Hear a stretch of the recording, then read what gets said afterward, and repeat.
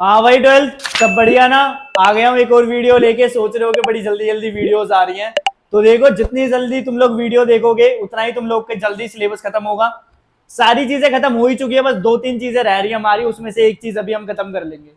सबसे आसान चैप्टर और सबसे ज्यादा प्रिडिक्टेड चैप्टर अगर कोई सा है तुम लोग का ये है, और इसके बाद एक है तुम लोग का इन्वायरमेंट वाला। उसमें तो यार पढ़ो ना पढ़ो कोई दिक्कत ही नहीं है, खुद करने वाला चैप्टर है वो। उससे पहले ये वाला चैप्टर समझते हैं जरा कि आखिरकार सिक्योरिटी होती क्या है, सुरक्षा क्या होती है। तो मेरे को जिन भी चीजों से डर है, अगर मैं अपने आप को उन चीजों से बचा लूंगा तो वो चीज क्या होगी, सुरक्षा होगी, और मैं क्या होऊंगा, सुरक्षित होऊंगा। यही इसकी डेफिनेशन है, इसी को इंग्लिश में लिख लेना, ठीक है। कि मैं अगर अपने आप को थ्रेट से बचा रहा हूं तो मैं वो जो चीज कर रहा हूं वो क्या होगी, सिक्योरिटी होगी। बात खत्म।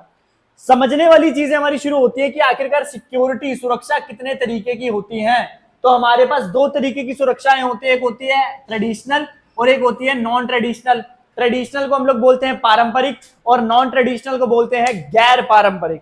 अब ये दो चीजें हैं क्या, ये हमको समझने की जरूरी है, ठीक है। सबसे पहले हम लोग समझते हैं ट्रेडिशनल मतलब पारंपरिक सुरक्षा। तो पारंपरिक सुरक्षा वो सुरक्षा होती है, ट्रेडिशनल सिक्योरिटी वो सिक्योरिटी होती है जिसमें सीधा हम अपने देश को बचा रहे हैं या उस देश के लोगों को बचा रहे हैं। सीधी सीधी बात है, वही बात हो गई। अगर देश को खतरा है तो देश तो यार एक नॉन लिविंग थिंग है। खतरा का मतलब क्या होगा कि उस देश के लोगों पे खतरा है, ठीक है। अगर लोगों पे खतरा है तो देश पे खतरा, बात एक ही है। तो मैं क्या बोल रहा हूं, अगर मैं किसी एक देश को बचाऊं या मैं किसी एक देश के लोगों को बचाऊं तो वो जो चीज मैं कर रहा हूं उसको बोलूंगा ट्रेडिशनल सिक्योरिटी या पारंपरिक सुरक्षा। अब पारंपरिक सुरक्षा और ट्रेडिशनल सिक्योरिटी के अंदर भी दो चीजें होती हैं जिसको हम समझते हैं। एक होती है एक्सटर्नल मतलब बाहरी, और एक होती है इंटरनल मतलब अंदरूनी। अब बाहरी सुरक्षा का मतलब क्या होता है, मान लो कोई एक कंट्री ए है, अगर ए कंट्री के ऊपर खतरा बी कंट्री की वजह से या सी कंट्री की वजह से या डी कंट्री की वजह से आ रहा है, तो उस तरीके की सुरक्षा कर मतलब उस तरीके के खतरे के लिए सुरक्षा जो मैं करूंगा उस सुरक्षा को बोलूंगा एक्सटर्नल ट्रेडिशनल सिक्योरिटी। समझ आ गई। एक कंट्री है, इस कंट्री के ऊपर बाहर से खतरा आया तो मैं उस खतरे को रोकने के लिए जो सिक्योरिटी करूंगा उसको बोलूंगा एक्सटर्नल सिक्योरिटी। आगे आते हैं, इंटरनल सिक्योरिटी का मतलब क्या होता है कि जब एक ही देश के अंदर उसी देश के लोगों की वजह से दिक्कत होनी चालू हो जाए और उस दिक्कत को मैं सॉल्व करने की कोशिश करूं तो उस तरीके की सुरक्षा को मैं क्या बोलूंगा, इंटरनल ट्रेडिशनल सिक्योरिटी या इंटरनल सिक्योरिटी। समझ आ गई बात। फॉर एग्जाम्पल दंगे, सिविल वॉर, राइट्स, ये सारी चीजें, ठीक है। ट्रेडिशनल सिक्योरिटी पारंपरिक सुरक्षा तुम लोग को बिल्कुल अच्छे से समझ आ गई होगी। आ जाते हैं गैर पारंपरिक सुरक्षा।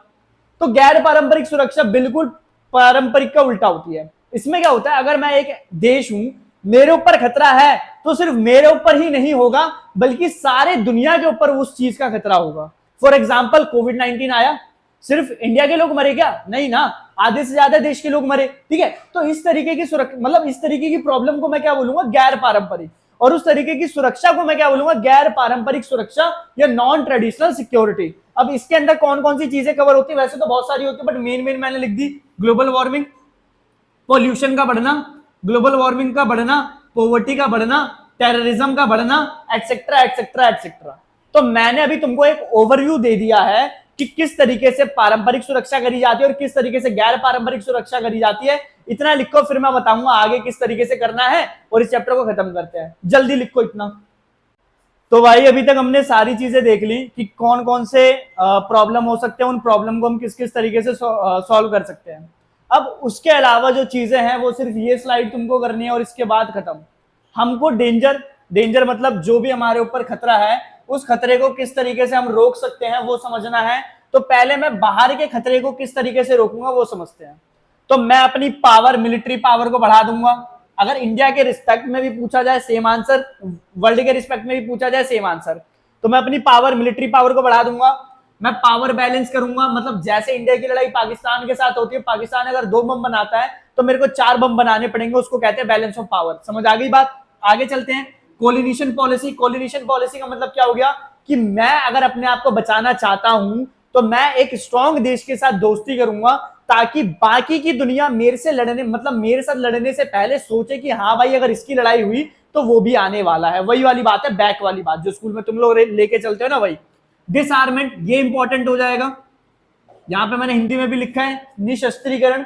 अब ये तुमसे पूछा जाएगा कि निशस्त्रीकरण होता क्या है, तो देखो हमारे देश के अंदर, सॉरी दुनिया में ना, बहुत सारे देशों ने, इंटरनेशनल ऑर्गेनाइजेशन ने कुछ काम करा है।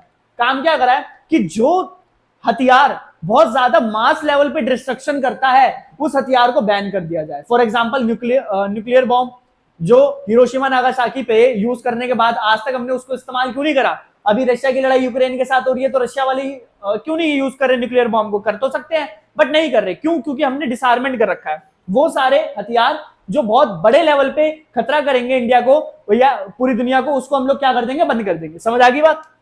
अब इसी तरीके से मैं अपने देश को अंदर के ही चीजों से कैसे बचाऊं, जैसे राइट्स हो रहे हैं, सेपरेटिस्ट मूवमेंट हो रहे हैं, अलगाववादी आंदोलन हो रहे हैं, उनसे कैसे बचाऊं, तो समझते हैं जरा। मैं अपनी पॉलिटिकल सिस्टम को अच्छा करूं, मतलब डिमांड जो होगी मेरे देश के लोगों की उसको पूरा करता जाऊं, डेवलपमेंट करूं। अगर मैं लोगों को एकदम up to the mark technology दे रहा हूं, तो वो मेरे से लड़ाई ही क्यों करेंगे? समझ आ गई बात? आगे चलो, डिस्क्रिमिनेशन, अगर भेदभाव मेरे देश में हो रहा है तो उस भेदभाव को खत्म करूंगा और अपने देश के लोगों के बीच में इक्वालिटी लाने की कोशिश करूंगा। तो ये था तुम लोग का चैप्टर। अभी भी दो चीजें रह रही हैं, वो मैंने यहाँ पे लिखी हुई है। एक टेररिज्म, टेररिज्म मतलब आतंकवाद। आतंकवाद ऐसे मतलब आतंकवादी एक ऐसा संगठन होता है जो किसी एक देश के लिए भी बुरा है और पूरी दुनिया के लिए भी बुरा है, तो वो होता है आतंकवाद। मतलब ये ऐसे ग्रुप होते हैं कि इनकी डिमांड ही खराब होती है।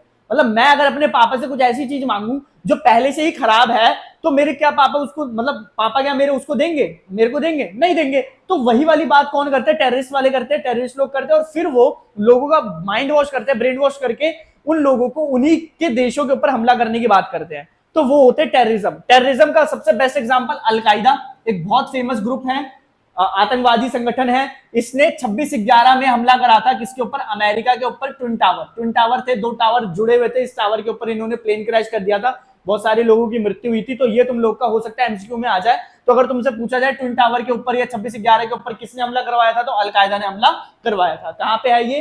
अमेरिका के अंदर है। समझ आ गई बात? अब लास्ट टॉपिक इंपॉर्टेंट, इंडिया के अंदर टेररिज्म किस तरीके के हैं? तो इंडिया के अंदर हमको 4 तरीके के टेररिज्म देखने को मिलते हैं। पहला रिलीजियस, मतलब धर्म के नाम पे टेररिस्ट। धर्म के नाम पे टेररिस्ट जो है वो है कश्मीर के अंदर हिंदू मुसलमान जो करने की कोशिश कर रहे हैं।